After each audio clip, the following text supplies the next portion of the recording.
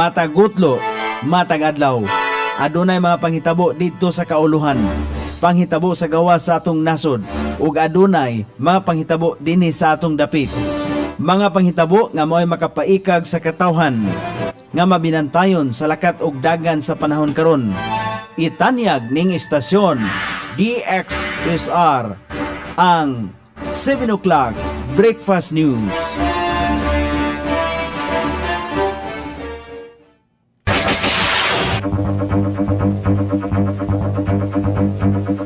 Higala, kumusta? May buntag Iligan, may buntag Mindanao, may buntag Pilipinas. Adang Lunes karon pitsa 13 ni buwan sa Hulyo ning tuiga 2026. Sangan sa ato station manager Pastor Robin Sulapas, kini ang inyong ka-SR Kabisaya Nunibi. Ang matod sa hanay sa balita sa alas 7. Og karon sa ulohang tudling sa ato mga balita, mental health support sa mga responder gihimo sa ICDRRMO. Mga kliyente sa Balay Silangan gitudloan sa paghimo og dishwashing liquid. Phase 1 sa Bagong City Pound sa Iligan nahumana. Sa kauluhan, Direktor Matibag mihangyo nga sayong mo kon makatistigo sa impeachment trial. Armed Forces of the Philippines gipamugos nga isolated academic opinion ang naratibong gipanag-iya sumala pa sa China ang Batanes. Sa gawas sa nasod, Iran ni padayon sa pagpangatake sa duha ka commercial ships sa Strait of Hormuz. Balita sa kinabuhing Kristohanon, International Christian Concern, gipagawas na ang 2026 Global Persecution Index. Kini ang uluhang tudling sa itong mga balita nga dalit kanato ning istasyon. DXSR 106.7 sa inyong FM dial. Ang bugtong radyo sa Dakbayan Siligan nga nagsibya sa balaang kasulatan, pinasubay sa Inspired and Preserved. Not simply dictated King James Version sa Anchor Broadcasting Corporation. O karon sa kompleto nga detalye, may pahigayon ang Iligan City Disaster Risk Reduction and Management Office o Kumusta Ka? Care for Careers sa usa ka mental health session alang sa mga responder sa ICDRRMO. Tumong niini ang paghatag og suporta sa kahimsok sa panghunahuna sa mga responder nga pirming nagatubang sa mga emerhensya o kalamidad. Gipasabot usab ni Dr. Hinisa Bertolfo, Medical Officer 4 o Dr. in Sayakat Psychiatry sa City Health Office sa Iligan ang mga pamaagi sa pagatiman sa mental health, pagdumala sa stress, pagpalig-on sa kaayuhan sa mga responder. Ang duha ka adlaw nga aktibidad gisugdan sa niaging adlaw kabahin kini sa pagselebrar sa National Disaster Resilience Month 2026. Kini aron suportahan ang kahimsog o kaandam sa mga personel nga nagserbisyo sa komunidad. Gitudloan sa Cooperative Development and Livelihood Office CDLO kauban ang Iligan City Anti-Drug Abuse Council ang mga kliyente sa Balay Silangan Reformation Program sa paghimo og dishwashing liquid. Sumalapas ni CDLO Head Miss Alice Coronado tumong sa maong kalihukan nga matagaan og praktikal nga abilidad sa panginabuhian ang mga reformist aron makamugna og dugang kita og mamahimong self-reliant sa ilahang pagbalik sa komunidad. Ang training parte sa inisyatibo sa kagamanan lokal sa Iligan alang sa rehabilitasyon o reintegration program. Nahumana ang construction sa Phase 1 sa Bagong City Pound Building nga nahimutang sulod sa Slaughterhouse Complex sa Mirela, Barangay Ubaldo, Layan ni Dakbayan sa Iligan. Ang proyekto gipondohan sa lokal nga kagamhanan sa kantidad nga 2.8 milyones pesos ug hingpit kining natapos sulod sa 162 ka mga adlaw nga timeline sa construction. Sa Phase 2 sa proyekto himuon ang mga tangkal sa mga ero. Pinaagi nini nga tibuok proyekto gilauman nga mas mapalambo pa sa dakbayan ang pag-atiman, pagkustodiya o pagdumala sa mga saag nga hayop alang sa kaluwasan sa publiko.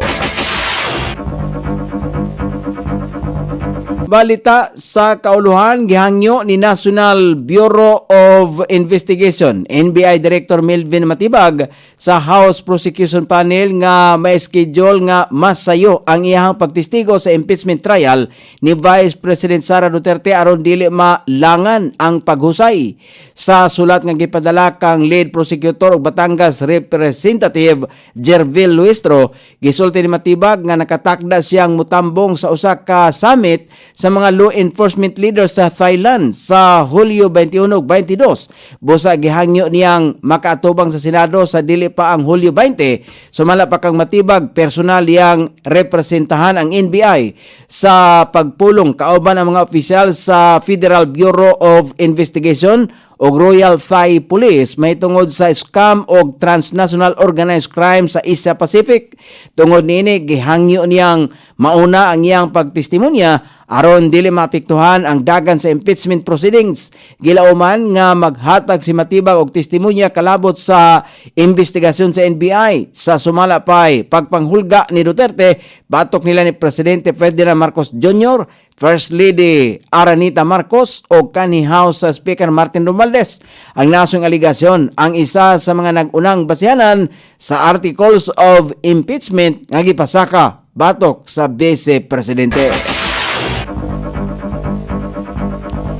Gipamugos sa Armed Forces of the Philippines nga dili lamang usa ka isolated academic opinion ang milutaw karon nga negatibong kon naratibong gipanag-iya sa China ang Batanes.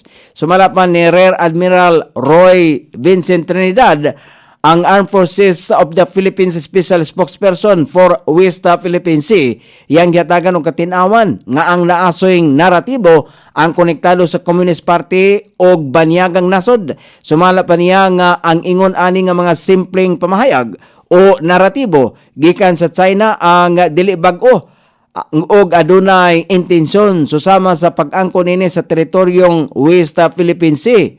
Bisan kon busa gihangyo niya ang mga Pilipino nga magmatngon sa nasong lakang aron sa ingon muduyog sa pagkontra sa sayop nga naratibo mahitungod sa teritoryo sa nasod.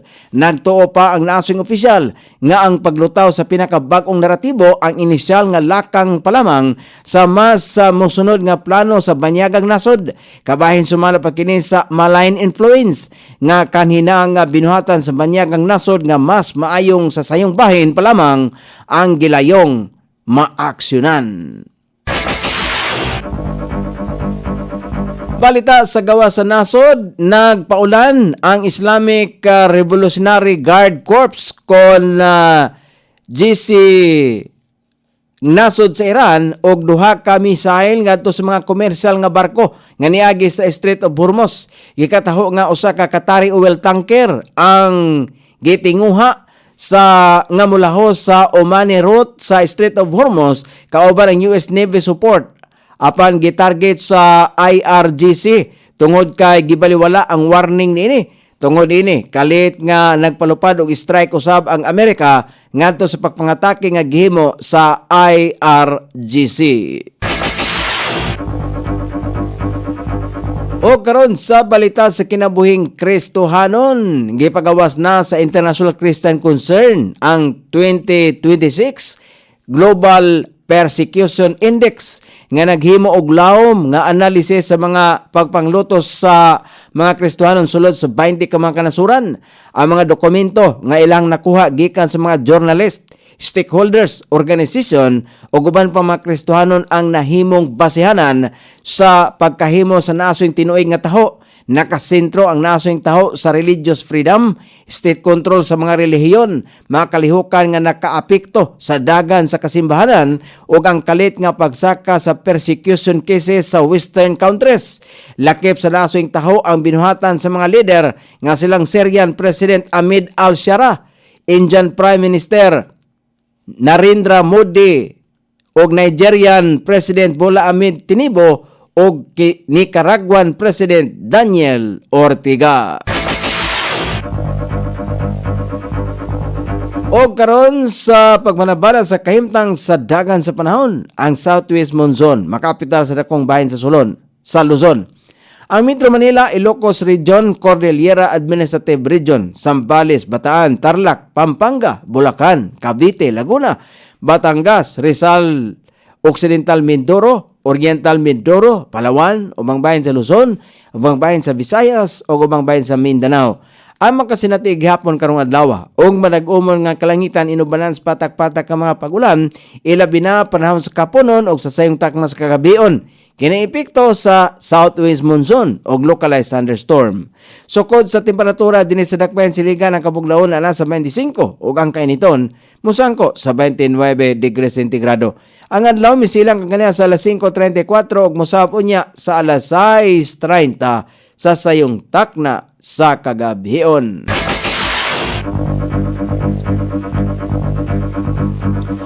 Inyong nabati ang kinatibuk-ang hanay sa balita sa alas 7 nga dalit kanato ning istasyon DXSR 106.7 sa inyong FM dial. Ang bugtong radyo sa dakbayan siligan nga nagsibya sa balang kasulatan pinasubay sa Inspired and Preserved. Not simply dictated King James Version sa Anchor Broadcasting Corporation. Sangan sa tiksuat sa atong balitang international ug sa kinabuhing Kristohanon Pitjan sa balita lokal Coney Island. Sa ato station manager Pastor Robin Sulapas. Kini ang inyong KSR Kabisaya Nunoy B. Magpasalamat ug mingon maayong buntag Iligan.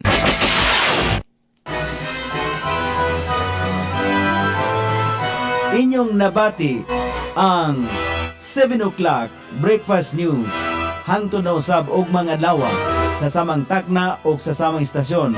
Daghang salamat sa iyong pagpaminaw ug maayong buntag.